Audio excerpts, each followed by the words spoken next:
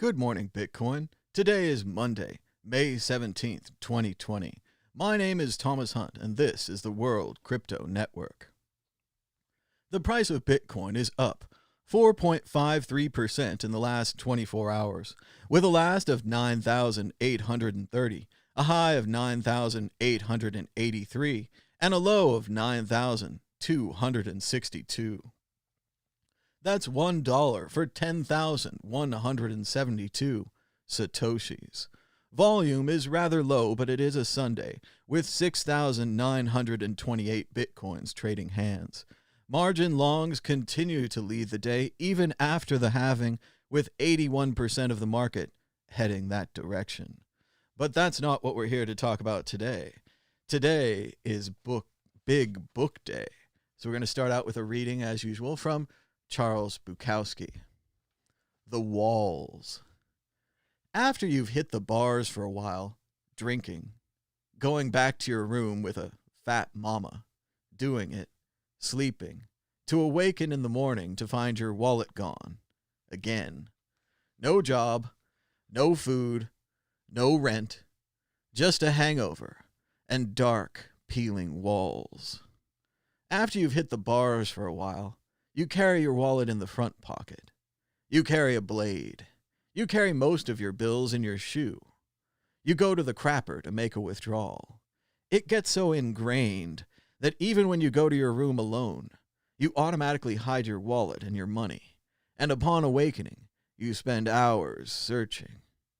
It gets so ingrained that often when you're drinking with a woman you trust, one who is living with you, you often awake her to tell her, "Shit, I can't find my wallet." Now you know it's here, she says. You've just hidden it somewhere. And after some hours you find it. In the old days there were some strange times. Once, going into a library to return some books, you stopped the librarian just as she was taking the books away. "Just a moment, please." You saw an edge of green, and you opened the book and pulled 3 20s and a 10. Another time, in a Texas rooming house after a night of ferocious drinking, the next morning you found your wallet, but not yet the money. The rent was due, and you told the landlady you had lost your money somewhere.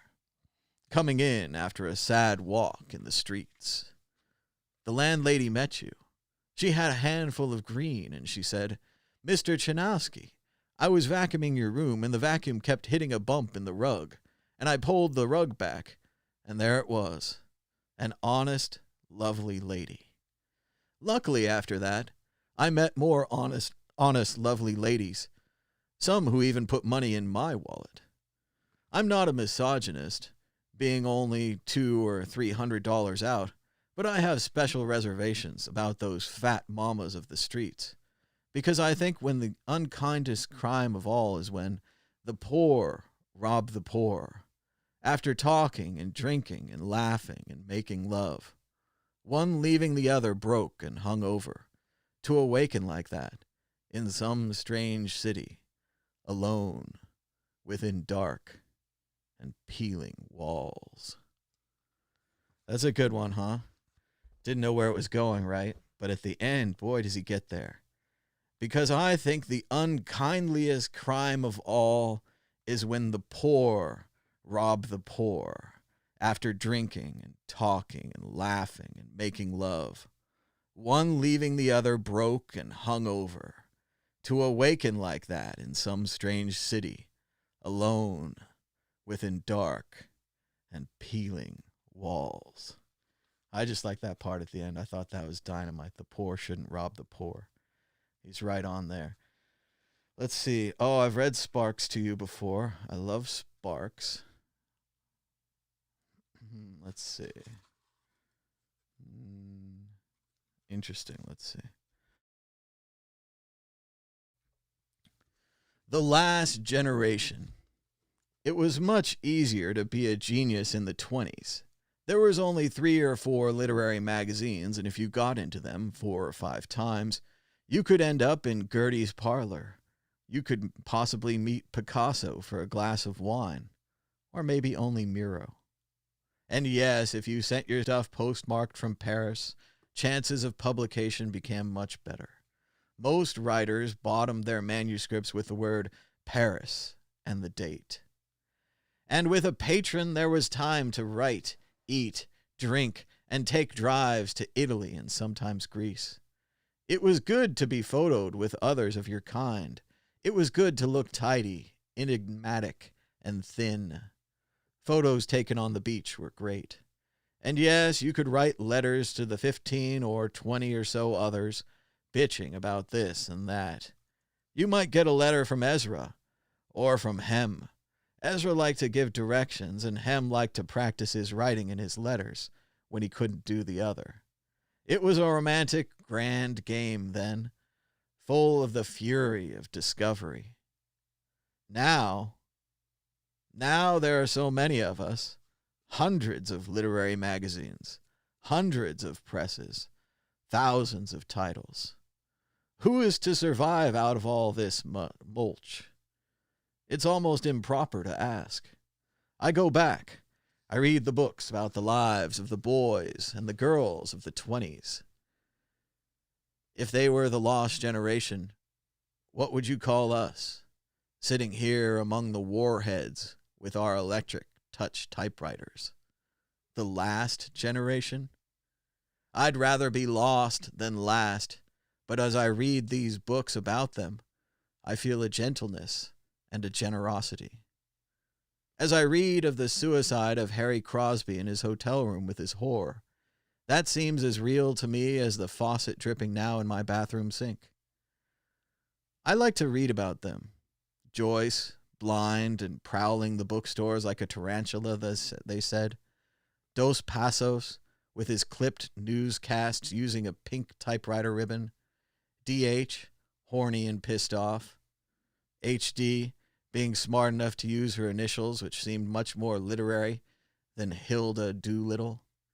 G.B. Shaw, long established and noble and dumb as royalty, flesh and brain turning to marble, a bore.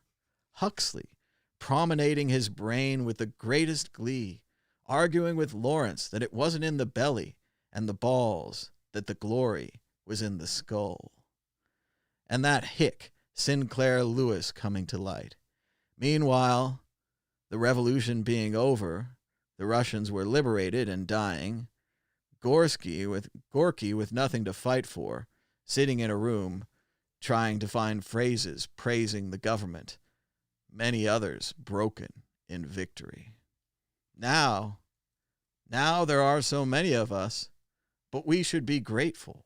For in 100 years, if the world is not destroyed, think how much there will be left of all this. Nobody really able to fail or to succeed, just relative merit, diminished further by our numerical superiority. We will all be catalogued and filed, all right. If you have any doubts of those other golden times, there were other curious creatures, Richard Aldington, Teddy Dreiser, F. Scott, Hart Crane, Wyndham Lewis, the Black Sun Press. But to me, the 20s centered mostly on Hemingway coming out of the war and beginning to type. It was all so simple, all so deliciously clear. Now, there are so many of us. Ernie, you had no idea how good it had been 4 decades later when you blew your brains into the orange juice. Although I grant you, that was not your best work. Oh, dark ending, Bukowski. Ernie, you had no idea how good it had been 4 decades later when you blew your brains into the orange juice. Although I grant you, that was not your best work. Ouch, ouch, Bukowski. Let's see, maybe one more. 3 is a nice round number. It isn't, but it's also very dark back here. It's kind of hard to read, really. Overhead mirrors. I wouldn't say it was a particularly low time. It was a time, and I tried to adjust spiritually to most matters, which meant not expecting much and not getting much. But sickness is another matter.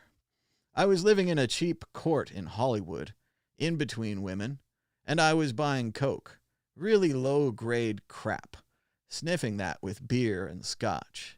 I got mentally very depressed and physically sick. I couldn't eat. It got so I just ingested coke, scotch, and beer. One morning it really got to me. I was trembling, having visions. I couldn't even drink water. I was dying. The only friends I had were a nudie dancer and a guy who operated a porno bookstore. They came by. "Listen, this is it," I told them. "I'm dying." "We'll fix you up," said the porno bookstore guy, who was also selling me the watered-down coke. The nudie dancer shacked with him. He came back with something pink in a bottle. "Take this," he said. Pages stuck together. All right. That was about noon. About 6 p.m., the phone rang. I picked it up. Yes? It was the porno guy. "Hank?" "Yes." "Listen, Babs and I aren't working tonight. We're going to a motel with overhead mirrors and X-rated TV. We're going to relax and fuck." "Good luck." "I know you're sick, so we're going to give you the phone number at the motel so you can call us in case of trouble." "Sure." "Got a pencil?" "Yeah. It's..." He gave me the number. I didn't have a pencil. I couldn't move. "Thanks," I said. ... It was one of those nights you remember. If you don't fight death, it will just move in. At times I got up and walked around, turned the radio on and off, flushed the toilet now and then, ran all the faucets in the place and then shut them off, turned the lights off and on, got back out of the bed, rested but not too long, got up, sipped water out of the tap, sat in a chair and took some coins out of my pocket and counted them. 25, 26, 27 cents. I kept turning the water off and on, the lights off and on, counting the coins and also very sensibly putting one shoe parallel to the other shoe, and so forth. As I went about my business, I noticed that the clock hardly moved. The time was always the same, 3:21 a.m.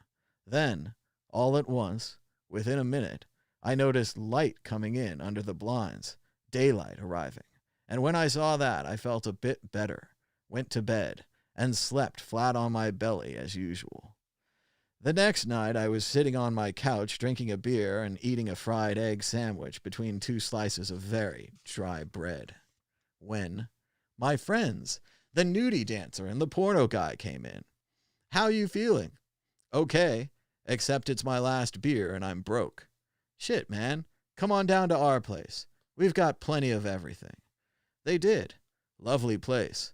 I stayed with the beer, except for 2 vodka 7s and 1 little yellow pill, and they had the stereo on, but not too loud. I stayed, smoked 2 bombers, drank 18 or 19 beers, thanked them, and then walked back home.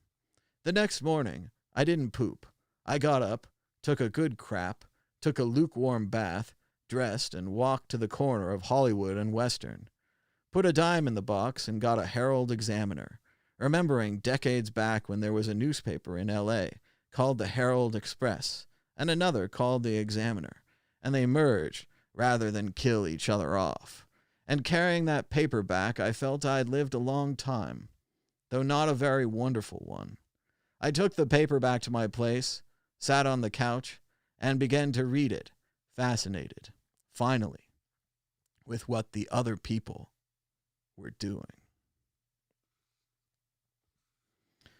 Kind of a long one about sickness.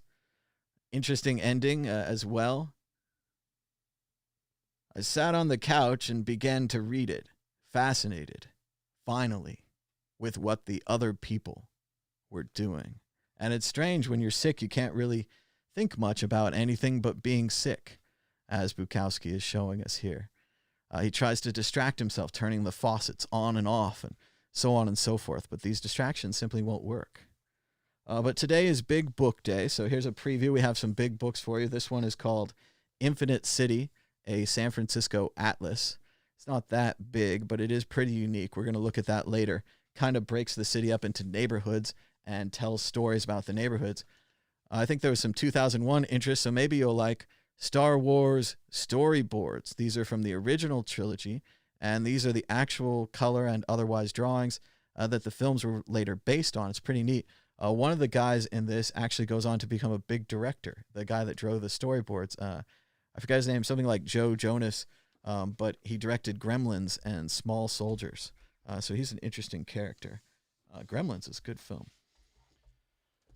All right, that book too big was knocking over my stack. Everything's falling over today. But we've also got Picasso for you.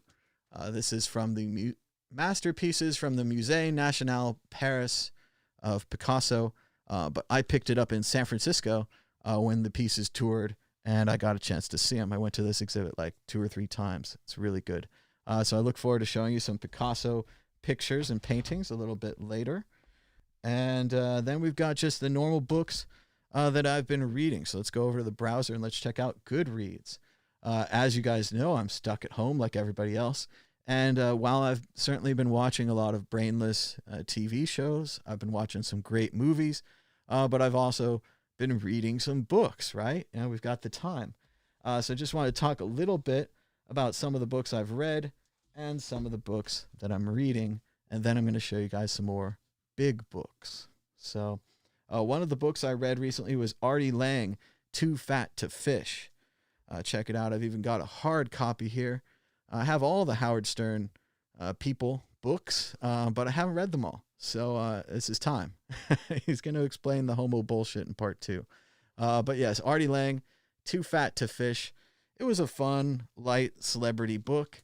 Artie tells his stories. He tries to make them seem funny while not focusing on the realities of the heroin addiction that later destroyed his life. Artie's back again now, though. He's been to rehab and is hopefully working on another book with more stories. Artie's stories are great, but in the end, he gambles way too much, he does way too many drugs, and he wastes all his money and eventually loses his job at the Howard Stern show. So it's a very sad ending for Artie, but it's nice to recap and think of maybe nicer times when Artie was, well, maybe not more in control, but we didn't know about it as much. Maybe that made the difference. Another book I read is Batman, Frank Miller. It's called The Dark Knight Strikes Again. And this was a weird one. It was weird in both the artwork. That's kind of Batman's partner. She's kind of like Catgirl, but not really. Or Catwoman, something. She's like a Robin, one of the Robins. It had the Flash in it. You know, it had all the DC characters. But the plot really drifted all over the place. It's supposed to be like the other ones or like The Watchmen or something, just kind of a grand, cosmic, amazing plot. Superman seems to have a daughter at this point. She's ultra powerful. I think it's his daughter with Wonder Woman. I mean, if you want to talk about the good, I mean, there's just not enough Batman in this book. Here's a little bit of Batman. Most of the book is about Superman or other superheroes trying to fight this thing, trying to save the day. And then Batman comes back at the end. It's just really weird. It's not his best. I did like the parts where Batman was hooking up with Wonder Woman, though. That was pretty amazing. Superman. Superman hooking up with Wonder Woman, which makes way more sense. Also, there was an interesting, and I think Kevin Smith would love this, discussion of Superman telling his daughter about sex. And he said, just as Kevin Smith would have wanted him to, he said, "Never with a Terran, they're too weak." So there's some good things even in a not great book. Another one I'm reading right now, and it's difficult. It's called Consider the Lobster by David Foster Wallace. And of course, David Foster Wallace wrote Infinite Jest. That's a great book, very difficult to read. It's a 1,000-page novel with lots of footnotes. This book is much the same, even though these are just essays. So it starts out real easy to trick you into thinking that it's going to be a fun and light read with a fantastic story about the Adult Entertainment Expo in Las Vegas. The expo is held at the same time as the CES convention. Wallace goes. He describes the whole thing in very much detail. That's the Wallace fashion. And you're rolling along thinking it's a fun book of essays. That's when he hits you with the dictionary essay. He's got an essay in here. It's at least 50, 70 pages about dictionaries and about different people who write dictionaries fighting with other people who write dictionaries. And it's interesting. There's a whole subgenre of lexicographers. That's what dictionaries people are called, people who write dictionaries. And they're fighting, right? They're fighting over, there's the prescriptivists, which are kind of like the conservatives. They like no new words, right? So CD-ROM is not a word. All these goofy internet words that they've added to the dictionary, those are all not words. These are the old-fashioned grammar should be the way grammar should be, right? Then you have the descriptivists, and the descriptivists are fighting the prescriptivists. And the descriptivists think that we should just describe reality, that there shouldn't be old-fashioned rules to grammar, but there should be exciting new words like CD-ROM. And trying to think of it, there's a bunch of internet words that have become real. So stuff like that they wouldn't like. They probably wouldn't, because they wouldn't add Bitcoin to the library, right? So these two people are fighting against each other. And Wallace, gosh, you start reading the essay and you're like, I'm never going to make it through this. I have something better to do with my life, right, than to read about dictionaries. But as he says here, what's so great about this dictionary is that he uses an ethical appeal. Here, the adjective described from the Greek ethos doesn't quite mean what we mean when we say ethical, but there are affinities. As Wallace says, what the ethical appeal amounts to is a complex and sophisticated trust me. It's the boldest, most ambitious, and also the most democratic of rhetorical appeals because it requires the rhetor, a word I'd never seen before, to convince us of not just his intellectual acuity or the technical competence, but of his basic decency and fairness and sensitivity to the audience's own hopes and fears. Wallace says the dictionary guy is making one of these. This is exciting, right? He also defines a great term called snoot, S-N-O-O-T, that he uses throughout the thing. It essentially means, and it's from his family. Again, he grew up with a family of writers, right? An English teacher for a mother, this guy. And he says that they're called snoots, syntax nudniks of our times. Snoot comes up over and over again in this essay. I have a couple more highlighted parts. Again, if you guys don't have, I mean, obviously, you know, I have a Kindle, so I do highlights on there. But these are Post-it flags. You might not work in the legal profession. You might not have heard or seen these, but they're kind of like Post-it notes. They're non-destructive flags that you can put on your books. So even if you got it from maybe like the library, or you're going to sell it in the future, or you just don't like writing in books, you can put these little flags on the end of your books, and you can create these quotes and highlights. And as you can see, this book, I mean, I've only read the beginning, kind of like first 100 pages. These flags make this book more valuable, right? This book is different than all the other books because I put flags in it. If you don't have flags, you can use a pen, you can use a highlighter, you can use tabs, or you can bend the pages if you really want to, but that's really not good. So you shouldn't bend the pages of books. But it is a great way to find quotes. As he says here, he's defining the constructivists, or the prescriptivists, and the descriptivists, the two counterbalancing forces of dictionaries. And let's see, freewheeling. There's a couple other quotes, but again, he's really enamored of this guy Gardner and his new dictionary. And it's not really a dictionary; it's more like a word usage book. So it's more like arguing why the word should be used and what the word should be used for. And he talks about social justice warriors, and he talks about his classes at school, and he gets in a little bit of trouble. He kind of tells people that you should learn what he calls SWE, which is standard written English, but you might just call it standard white English. And he argues in a pragmatic way. He's trying to improve his students, even though he doesn't agree with everything that's going on in the world. He argues pragmatically that his students should learn how to write and express themselves in SWE, even if they don't like SWE, even if they want to argue against it, because the only way that their arguments will be taken seriously is if they can properly communicate using SWE. Naturally, he gets in trouble for this because he's a white man and he's promoting the traditional form of writing English. And so he gets called to the office and that kind of thing. But if you look at it pragmatically, which means, having the best solution, having a workable solution, whatever works, right? You don't have a single ideology. You have a complex ideology that's flexible, right? It's flexible given the situation. Pragmatically, he seems right on to me. Learning how to communicate in standard written English gives you a superpower to communicate your ideas, even if your ideas are against standard written English. So you never know what you're going to learn from a book of essays, especially one by David Foster Wallace. I just finished one of his other books of essays. This one's Consider the Lobster. The other book that I read of his essays was, it's me. It was A Supposedly Fun Thing I'll Never Do Again. And it's Gabriel D. Vine's fault. He got me reading it, even though I had a copy of it earlier. I bought the Kindle version. But it has this fantastic essay about cruises. And I just went on my first and only cruise, really. And, Wallace skewered the cruises. He really had their number. But yes, fantastic essay. That book seemed a little more fun than this book, even though Consider the Lobster is a solid title. And I think it refers to a speech he gave at a college commencement. And I think that's going to be good. I look forward to the lobster speech.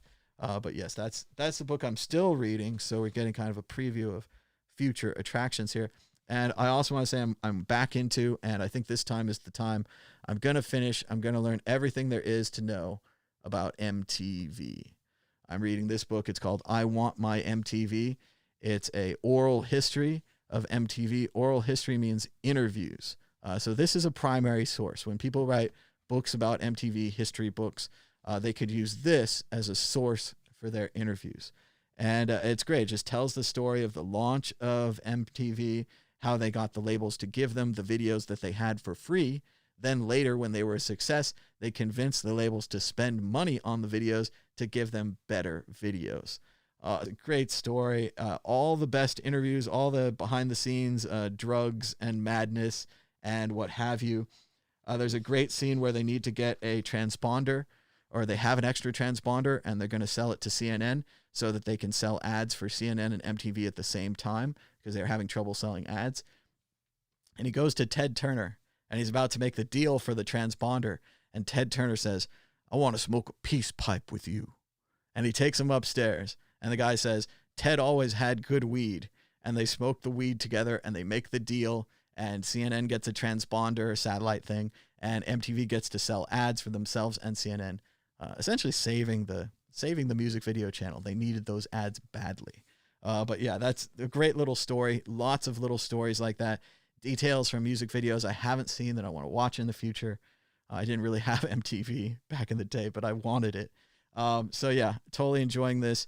It's a big oral history. If I can finish this, I want to work on the Daily Show oral history next. Very good. I love oral histories. And again, if you want to read a fun oral history, one that's not real, World War Z. World War Z, not the movie. I haven't seen the movie. I'm sure it's fine. Brad Pitt, whatever. But Max Brooks, son of Mel Brooks, I know, wrote World War Z, and it's an oral history of the zombie wars, meaning that he goes back afterwards, fictionally, and interviews, fictionally, these people. So it's them telling you the story. And for someone who's read a lot of oral history, it just rings real, right? They're telling you stories about real zombies. So very cool, World War Z. Check that out. I think we're going to go to a big book right now before we go to some Kindle books and maybe some Kindle notes like I showed you guys before. Our first big book is the Picasso book from the Musée Paris. This is Dora Maar, one of Picasso's girlfriends or wives. And again, she's the one that always ends up like this picture on the right, kind of disfigured, multiple eyes, stacked, flat face. She's one of those. So really cool to see a lot of those. Let me see if I can find one of the early paintings and what I thought one of the most moving ones. It's Picasso's friend, and it's a sad painting. His friend has committed suicide, and Picasso has painted him by candlelight. See, this book should have marks in it, then I could find it. But he's painted him by candlelight. It's one of his first early paintings. It's still a little realistic, but there's just something about the light that Picasso has drawn coming off of the candle, and something about the sadness of his friend's death, that it's just really a magnificent and fantastic early painting. Of course, I can't find it now to save for my life, and I'm finding every other. Okay, I found it. Woo, we're out of focus. That's exciting. Really out of focus. Come on, thing. Okay, so here it is. Here's Picasso's friend who passed. There's the candle by his bed, and just the light, the color, different colors of light coming off the candle, the stoic sadness of his friend's face, the possible, I guess we could assume, bullet wound on the head. This is a suicide. I just thought it was very moving painting, and it was a thrill to see it in person in San Francisco. It was at the D. Young Museum, where I used to be a member when I lived in San Francisco. And gosh, it was just great. And so many times, I mean, you think of Picasso, you think of, something like this, like a kind of a nonsensical, this is the modernism, the cubists. But he was also a talented, legit artist as well. Like he drew these kind of things because he could, because he wanted to, because he was exploring new ideas and new forms. So it was really interesting, fantastic set of paintings. Sadly or whatever, I don't know. I used it as an excuse not to go to the Musée des Nationaux in Paris. I had a very short amount of time in Paris, and I had to kind of prioritize. I also didn't go to the Musée d'Orsay for the same reason. They toured all their works in San Francisco, so I saw most of their works. I would like to see the train station. I think it's fantastic. But yeah, this is a classic Dora Maar, Picasso cubism, different parts broken up, flatness, a lot going on there. This is La Lecture Reading. So that's what that one's called. And he also did physical sculpture too. This is a goat. I don't know if I can find the picture, but some of the most unique ones at this tribute. Again, this is a full exhibit. This is massive. Is he had one with a bicycle seat and a bicycle handlebar, and he had binded the two together to make a picture of a bull. And it was so simple, but it was so creative. And I was really impressed by that. Some of his sculpture, which again, you wouldn't think, a guy so good at painting, why should he be good at sculpture too? This is a classic one. I think this is Dora Maar, one of his mistresses, but he drew her like a bottle. She's designed to look like a bottle. And this has kind of a negative women as an object kind of feeling to it. Like she's just a bottle you put on a shelf and drink her when you feel like it, but again, just a beautiful image and very interesting. It says, it's Jacqueline with crossed hands. So it's one of his other mistresses or wives. Didn't do any preparation work, so I didn't recap the names of Picasso's mistresses or anything. But great book, big book, one of the museum books. I think I bought the hardback, or I bought the paperback because it's cheaper. So a good way to save a couple bucks at the museum if you can. We're now going to go back to Kindle books and books that I read a long time ago. As I did a few weeks ago, I just want to share some of these news and notes, really notes and highlights, I guess, with the internet. Pause a second.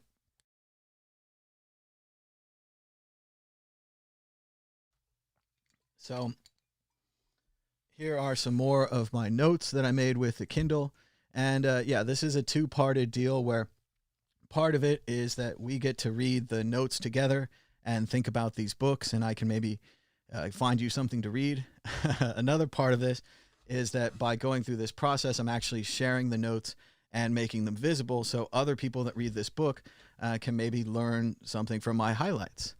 So I think it's a great thing to do. I just wish that Goodreads and Amazon Kindle had a make all your notes visible button and an option to make all your notes visible in the future, right? They don't seem to think anyone would want to share using their system. Seems very strange. So this was an interesting book I read a while ago while I was working at startups, and I was trying to make better presentations and help people spend Bitcoin at purse and other things, So it's called Presenting to Win, The Art of Telling Your Story. And I thought it was pretty straightforward. Instead, they should be following Ludwig von der Rohe's surgically appropriate advice. Less is more. Thought that was a strong highlight. Also, this book about web design has little to do with my business, but its title states my point succinctly. Don't make me think. And when you're designing things for other people to read, it depends what your goal is. If you have a kind of a commercial goal, the way that this book is oriented, you don't want to make them think. If you're like David Foster Wallace, oh boy, you want to make them think. He just used the word rhetor today as a person who is into rhetoric, or a person who is giving rhetoric or defining rhetoric or studying rhetoric. I don't even know, rhetor. So he's made me think about a word I've never seen before or known. So he's definitely making me think. But as this guy with presentations, you want to be direct and clear. As he says in a long quotation here, the vast majority of presentations fall prey to what I call the 5 cardinal sins. No clear point. The audience leaves the presentation wondering what it was all about. How many times have you sat through a presentation and at the end said to yourself, what was the point? The second point, no audience benefit. The presentation fails to show how the audience can benefit from the information presented. How many times have you sat through a presentation and repeatedly asked yourself, so what? No clear flow. The sequence of ideas is so confusing that it leaves the audience behind, unable to follow. How many times have you sat through a presentation and at some point said to yourself, wait a minute, how did the presenter get there? Too detailed. So many facts are presented, including facts that are overly technical or irrelevant, that the main point is obscured. How many times have you sat on a presentation and at some point said to yourself, what does that mean? And finally, too long. The audience loses focus and gets bored before the presentation ends. How many times have you ever heard a presentation that was too short? So again, kind of common sense stuff. But if you're looking to make better presentations, which is useful in all fields, doesn't just have to be business or personal. I mean, this right here is a presentation. I'm pitching you these books as ideas that you could read them. Or I'm even pitching you a secret second kind of option where you don't have to read them because I read you the quotes. You can gain from that just as well as you can gain from reading it. Of course, if you want more information, I suggest reading these books or reading books similar to them that would give you more information on how to make a better presentation. Presenting is something that you might not have to do right now as part of your job, but eventually you're going to have to, and sometimes the thing that you're presenting is yourself. I used to do this thing with my resumes. If I really wanted the job, I would go and learn everything about the company, and I would make them presentations. And I would say at the interview, I'd say, I've also made a presentation if we have time later.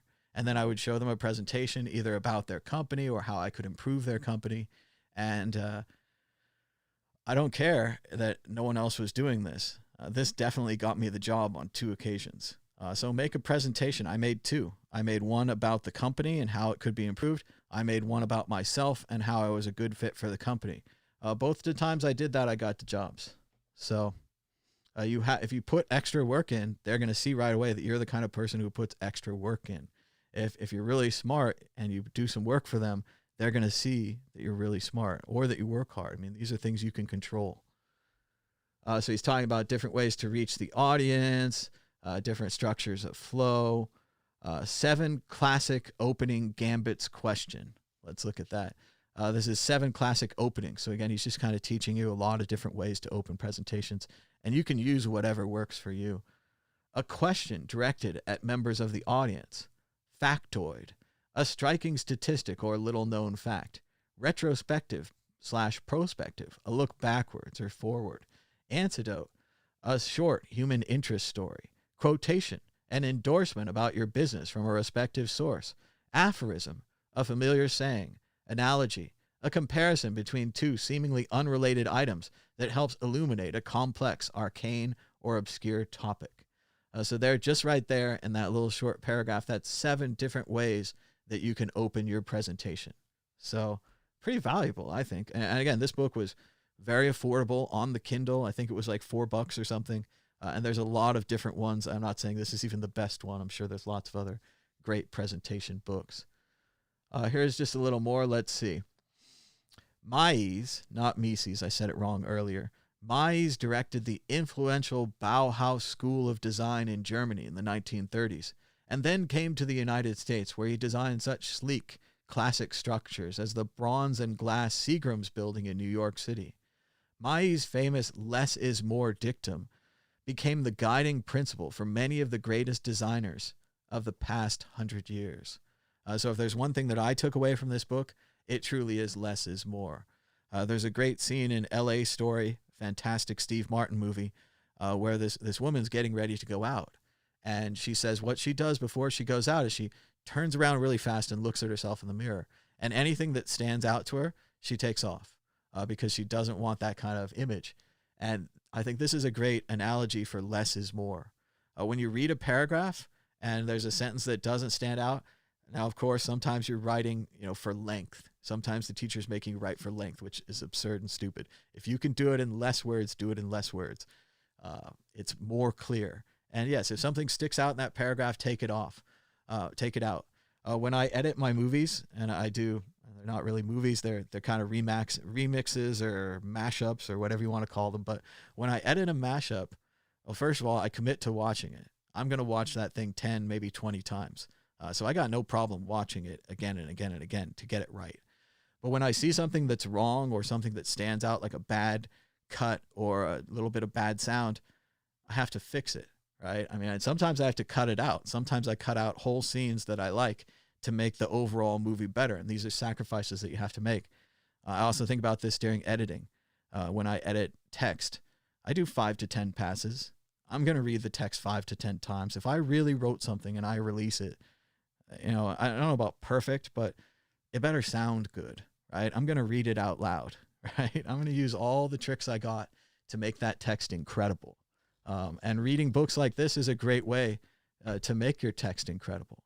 So it looks like I didn't even finish this book, so it's still in want to read. So even reading half of it, I got a lot of information out of this book. I'm going to share my 23 Kindle notes with everyone. So drink a little bit of water and talking for a long time.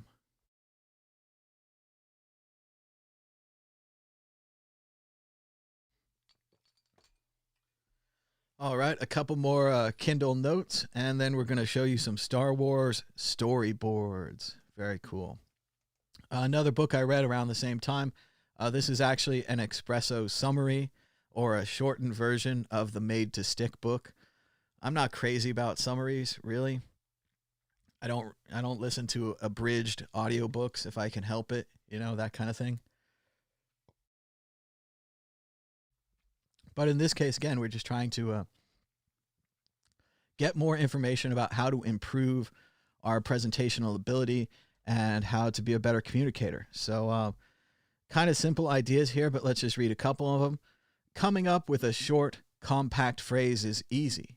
Anybody can do it. On the other hand, coming up with a profound, compact phrase is incredibly difficult. Again, it's harder to use less words. I know that doesn't make sense. It's non-intuitive. And certainly, as a person who reads David Foster Wallace, I'm aware that you can get by with more words. More words are available, both in a dictionary sense and in just an over-descriptive sense. It's a possibility. But there's something genius about that tightness, when you get that tight phrase, To succeed, we have to take the first step, which is to be simple.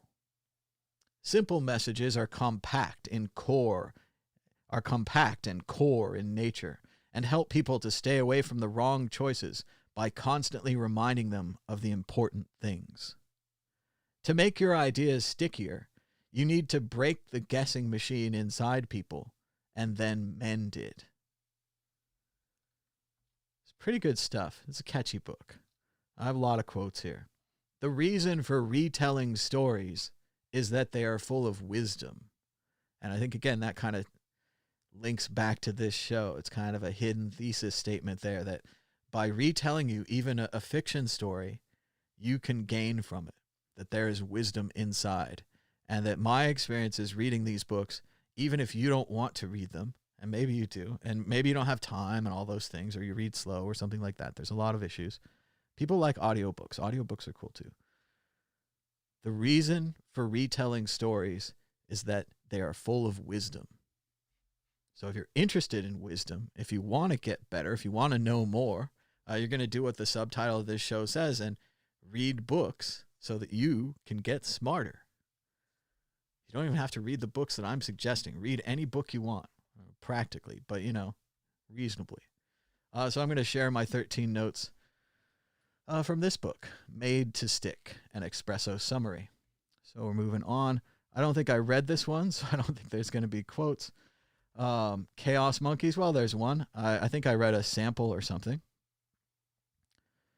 A year before, I had been hired as Facebook's first product manager for ads targeting, charged with converting Facebook's user data into money by whatever legal means available. Just a single quote there, but kind of a creepy indictment of the old Facebook. I guess I have to add this to my want to read shelf. This is another one I think I got the sample on. It's called Chaos Monkeys, Obscene Fortune and Random Failure in Silicon Valley. I was way into startups and I was reading a lot of startup books at the time. I didn't get to this one, probably because it cost $20 or something, but still, cool quote. Here we are, Infinite Jest, a difficult book. I started off with the hardback version of this book, which I still have behind me, but it was so difficult to flip back and forth between the constant footnotes that I thought this was a chance for the Kindle to really shine. And in something I don't normally do, I also bought the Kindle version of this book. So I have the hardback and the Kindle. And just like I thought, the Kindle shined with the footnotes. You click on the button, it blinks, takes you to the end of the book, 1,000 pages away. You read the footnote, takes a half a minute, click back, and it takes you right back to the narrative. This saved me a ton of time, made Infinite Jest much easier to read. Should I explain Infinite Jest to you before I show you the quotes? Maybe just a little. Okay, the title's obviously a Hamlet line, right? What infinite jest, what excellent fancy, in form and moving how expressive. So he's talking about Horatio, right? He's talking about the clown that's grave, right? He's a grave man. He's dead. What infinite jest, he says, he delighted him. He talks about how the clown was delighting him. He's delighted by this clown. But where of his foys, his gambols now, his flings of merriment that would set the table a-roar are gone. He's talking about death. Hamlet's very serious. So in this book or film, Infinite Jest is a movie. Spoiler alert. This is a hard book. I don't know if you're going to get to it. They're never going to make a movie out of this. But Infinite Jest is a movie. A movie so addictive that if you watched it, you would completely give up your life to watch this movie over and over and over again until you died from starvation and a lack of water, right? That's how good Infinite Jest, the movie, is. It's so good that it's a joke, right? It's an infinite joke. It's a joke that goes on forever, right? You can't avoid it. You can't stop it. At one point, I think Nixon is president in the book, and he's like, "Come on, guys, just show it to me. I just want to watch it. Oh, just for a second. Oh." And they say, "Mr. President, you can't," right? And this is one of those things, like people just can't really control themselves. Even right now with the whole going outside situation, we all know it's a bad idea. Oh, we want to, right? Just for a little bit. Oh. And so yeah, that's the core of the book. But in reality, it's about much, much more than that. Big spoilers. Going all in here if you want to talk about Infinite Jest, but it's about a triangle of 3 different groups of people. One group of people are at the tennis academy, and they're young, like David Foster Wallace, who studied tennis and was a semi-pro professional tennis player. They're obsessed with tennis, right? They're essentially addicted to tennis. Tennis is their life. If they are successful, they become professional tennis players. If they are unsuccessful, they become former tennis addicts. Something that Wallace clearly expresses in his endless and fantastic descriptions of tennis. Truly, he understands tennis, and by reading it, I feel like I understand tennis much more than I used to. And what a beautiful game under Wallace's description. So one group is them. The other group is a halfway house, right? They just got out of rehab. They're essentially all drug addicts, right? You're sensing a theme, right? Addiction is the theme of this book. Watching the film that you can't stop watching. Even Wallace himself clearly focusing on his own addictions and his own problems. So there's the drug people. And then the third group, this doesn't make any sense, is the French-Canadian wheelchair assassins, right? And they're addicted to revenge. One of the events that happened in this book is that they kind of made a nuclear and other waste dump in upstate New York and parts of Canada. So obviously the wheelchair assassins are very upset that their land has been used for this garbage dump. The book's also in the future. They have this thing called subsidized time. This makes the book even harder to read because you don't know what year it is and what order the years come in. The year would just be YDAU, the year of the adult undergarments, right? They sponsored it. Or there's a really long one like the year of the Mashamina converter to virtual reality television that works with some televisions but not others. That would be the year. So instead of 1997, you would have YDAU, year of the Depends Adult Undergarments, right? So this comes up over and over again. And eventually there is a merciful and fantastic Rosetta Stone of a page that tells you the order of the years. So if you bookmark that and refer back to it, you can kind of have some idea of what's going on. But it's all about all these different people. Some of them are the people that are making the film. Some of the people are in the film. Other people are at the various addiction kind of centers in this triangle of this magnificent and massive book that will make you think, but it's very hard to read. I can tell you already, the very first chapter, this kid, he's at the tennis academy.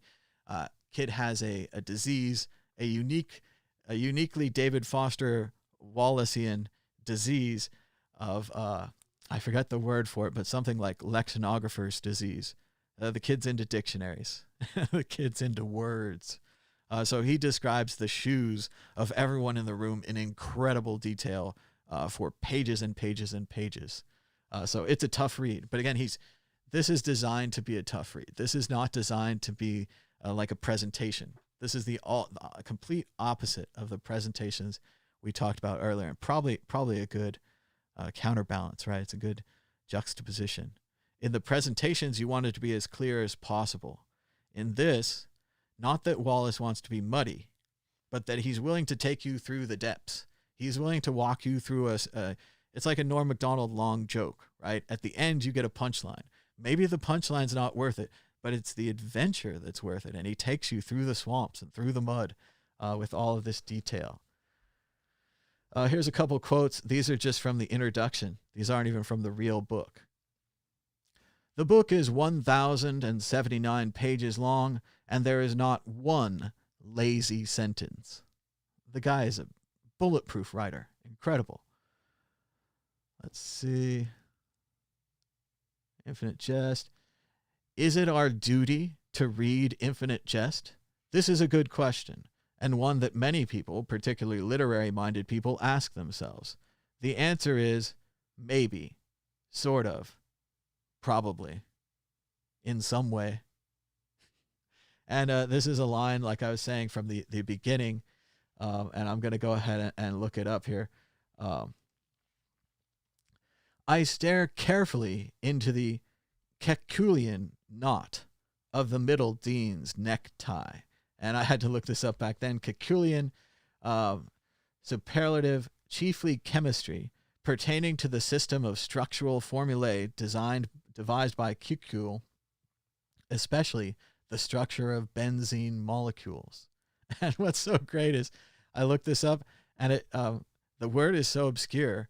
Other than the Wiktionary definition I just read you, the first result is Infinite Jest. So already, this is one of the first lines in the book. He's already using a really impossible word, right? It's not your fault for not knowing it. It's ridiculous, right? But when you look it up, it's valuable. I have 401 highlights from this book reminding you of the quality of it. I'm not going to read all of them today. I'm probably going to just go on and do some Star Wars big book type stuff. But it's fantastic. I read it in like a week. I read it every day for like 8 hours a day, like it was my job for a week. And I pounded through it. It was 1,000 pages. But yeah, Infinite Jest. I don't know if I would suggest it. It's kind of a challenge. To me, it was more accessible than Ulysses. I haven't gotten through that one yet. But here's 401 notes and highlights from Infinite Jest shared with the internet. Just like that. Boom. So you can check those out. And maybe if you guys are interested, we'll talk more about Infinite Jest later. But I get it if you're not into 1,000-page, hard-to-read, heavy novels with footnotes, right? Star Wars storyboards.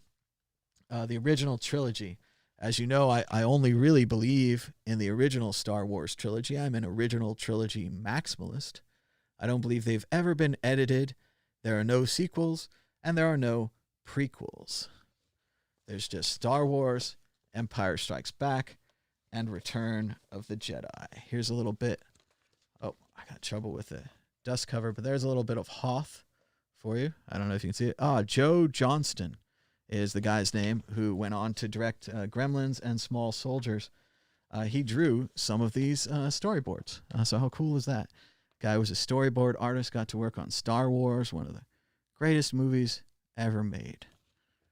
Pretty amazing. So these have some good behind-the-scenes action in here. I'm not sure if I'm going to find it, but you'll find things like alternate versions of their clothes and meetings, events that didn't happen, the event where he goes and meets with his old buddy, that kind of thing.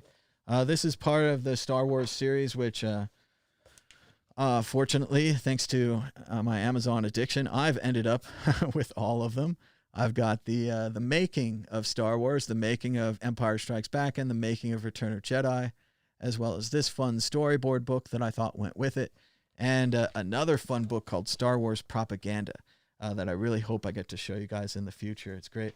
Oh, look at that. You can see the Ewok. He's upside down. And you also see the great way that animation and comic books really help movies, right?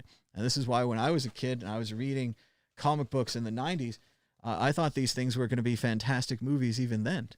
If I had a choice when I was in the 90s, I would have wanted to make movies out of the X-Men, of course, Spider-Man, and Greek mythology. I thought the Greek mythology, the Troy, all these kind of things were fantastic for movies.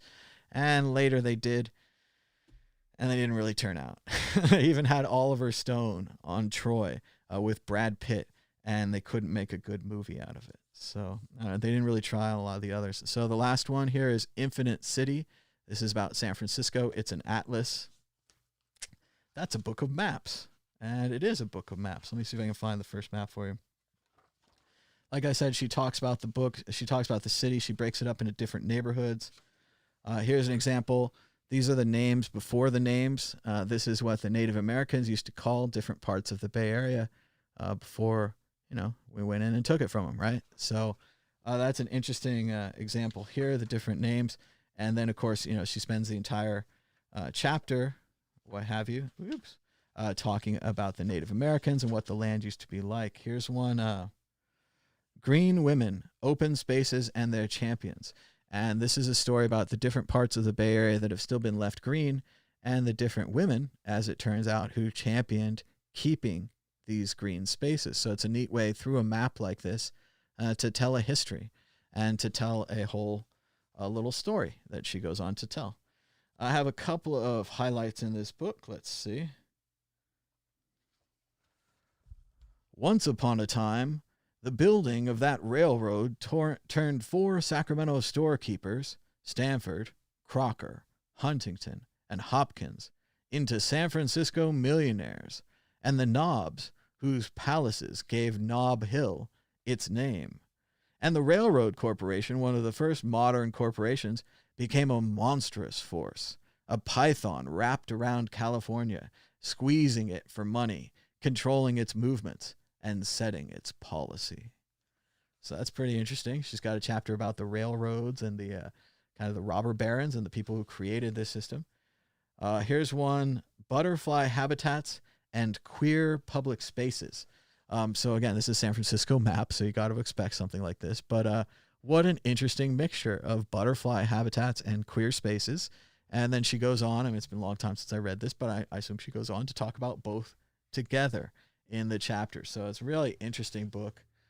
This is a Mexican look at a Hispanic look at San Francisco, and very interesting. Que quiero es más, something like that. It said, Quieren se soy donde. So my bookmarks are falling out of this book. But check it out. It's called Infinite City, a San Francisco Atlas. I actually saw it in a waiting room once at a cool startup, and I was like, oh, that is cool. And then I saw it at City Lights Books over there in San Francisco, the place that Lawrence Ferlinghetti writes his poems, where they published Jack Kerouac and Allen Ginsberg used to hang out there. So it's very cool to get from City Lights Books. And it was printed by the University of Berkeley. So there's your other big book for the day. As for what else I've been reading, we're over the hour timeline, so we're going to head towards the end of this show. But let's see. I've also been reading. I finished Man's Search for Meaning. It turns out it had 20 pages of footnotes, or 20% footnotes, so that was a surprise. Book is done. Very much enjoyed it. It was a difficult read. The man's in a concentration camp, but it's about learning from him and from his attitude and from his strength and his philosophy that helped him get through it. So a really good book. I suggest Man's Search for Meaning, even if it is difficult. And the reason I read it is it was recommended by 3 or more people. And whenever that happens now, I pretty much give up and try to read whatever they tell me or watch whatever it is right away. That's how I found great stuff like Rick and Morty, Midnight Gospel, other things like that I've been watching. I don't know, Kimmy Schmidt's okay. But I also read Philip K. Dick, The Game Players of Titan. This was a surprisingly good one. I like Philip K. Dick even better when the titles are out of control. In the future, we've kind of been conquered by aliens, and the aliens are making us play kind of a version of poker and Monopoly called Bluff. And if you win at Bluff, you get territory and land, like Berkeley. If you lose all your territory and land. So it was pretty cool. And I got that Philip K. Dick book with a Kindle Unlimited program. It's a pretty sweet deal, $10 a month, something like that. You get access to Amazon's library of books, which at the time included all of the Philip K. Dick books. So that was excellent. Check those out. I also read The Kitchen Readings, The Untold Stories of Hunter S. Thompson, which is more like stories told by his buddies. So it's not as well written as his stuff, but it's a nice way to get behind the scenes and learn more about Dr. Hunter S. Thompson. So he was great. I read The Man Who Japed, Philip K. Dick book about the ability of a man's sense of humor to transform his society, and that no one else had this power. And japing is means to mimic or copy, to mock. It's a satire word. He japed a statue by cutting its head off and then putting its head in its hands. And that was, of course, a big deal because it was a political statue. Let's see. I also read A Warning by Anonymous, behind-the-scenes book by a Trump person in the Trump White House who does not approve of what's going on. He's also the same person who published the New York Times editorials warning us about what was going on. It's a very strong and stark warning that reads even more true in the current catastrophe. And I read Philip K. Dick's Maze of Death. Again, the worse the title, the better the book. But that one wasn't that great. But pretty straightforward, kind of a twist ending. Interesting paranoia and so on and so forth. But it was a Dick book, right? It's a Philip K. Dick book. Here's the cover for a supposedly fun thing I'll never do again. Essays by David Foster Wallace. And that's about it. I talked about most of the other books that I've been reading earlier. This one doesn't have a cover, so I want to highlight it. It's called Terry Gilliam's Fear and Loathing in Las Vegas by Gene Gregortis. And it was a nice behind the scenes of Hunter S. Thompson's movie and the woman who used to date him who ended up making the film. So pretty cool stuff. I also read some comic books and stuff because Kindle Unlimited also gets you access to graphic novels like these Batman books and these X-Men books. So thanks to everybody for joining us. Thanks for giving us a thumbs up and a share. I just wanted to talk about books today. It's Sunday. What are you reading? What have you read recently that's good? Let me know in the comments. Chat is good. Comments are better. Comments last longer. More people see them. You kind of have to wait till the show ends, and you have to come back. Then you have to make a comment, which is why no one makes comments on live shows. But if you want to, about your books, I would be glad to read them and to see what you're into and what you've been reading. What did you think of these books? Were there any of these books where you're like, oh, I got to go read that right away? Is anyone going to take on the challenge of Infinite Jest? And I do mean it's a challenge. Like, I mean, it is frustrating. Like, I mean, I remember reading the first 5-10 pages with the descriptions of the shoes. And I was like, I'm not going to make it through this. But there's something tantalizing, right, about that film. Right? And again, the film's not really even the core of the thing. I mean, he gets to it. He explains it. There's a massive footnote with James Incandeza's filmography, right? He faked. He created from his mind and then put into the words 20, 30 different film synopsises for films that don't exist because you were just desperate to find out more about this filmmaker, to understand this film, Infinite Jest. And he keeps throwing other things that maybe aren't about the film at you. And he just keeps, because it's not really about the film, it's about addiction. And it's powerful. It's a powerful book. It could kill a cockroach too. It's heavy. It's thick. Powerful. But yeah, check out Infinite Jest. David Foster Wallace. Clearly a big book. This was Big Book Sunday. Thumbs up and a share. Subscribe down below if you like this kind of show. Hit the bell for notifications. Normally we talk about cryptocurrency, but it's Sunday, so I thought it'd be fun to talk about books.